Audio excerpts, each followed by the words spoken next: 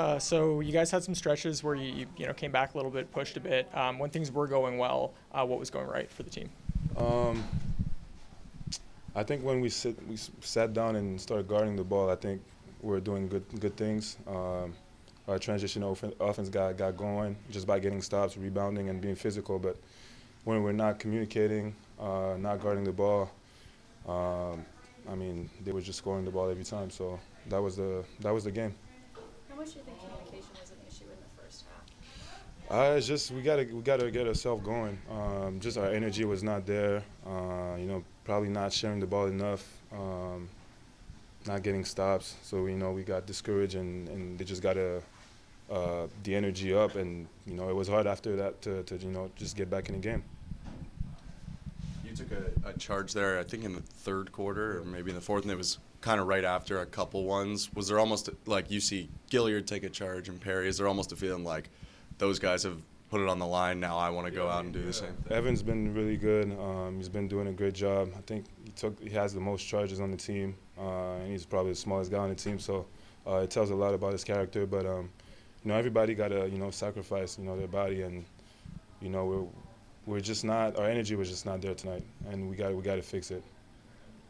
Tyler had a really strong run at one point. He knocked down a three, played some really strong on-ball defense, forced a turnover, took that charge. Can you tell me about what that kind of play and that kind of energy off the bench brings to the team? Yeah, TP works hard. He's always ready for the moment. He's a really good shooter. He can guard the ball too. When he's aggressive, he can guard the ball. He did good things for us today. But once again, it's about everybody. We got to find a way to win games, get ourselves, involved, everybody involved, and have some energy to win games.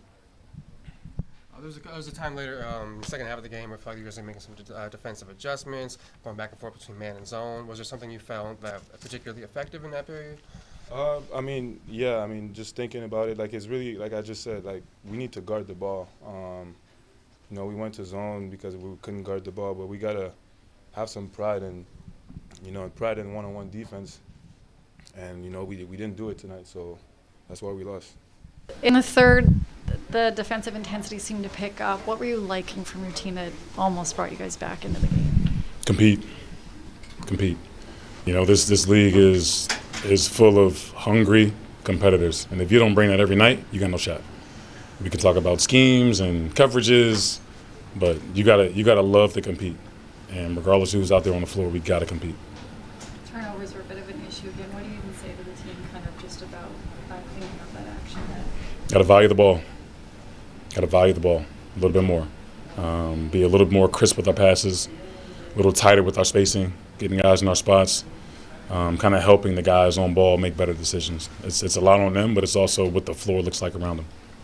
The Knicks hit 7 of their first 8 threes, within the first 5 or 6 minutes of the game. What was missing early on in terms of just defensive intensity, as opposed to last game where it came out the gates, firing?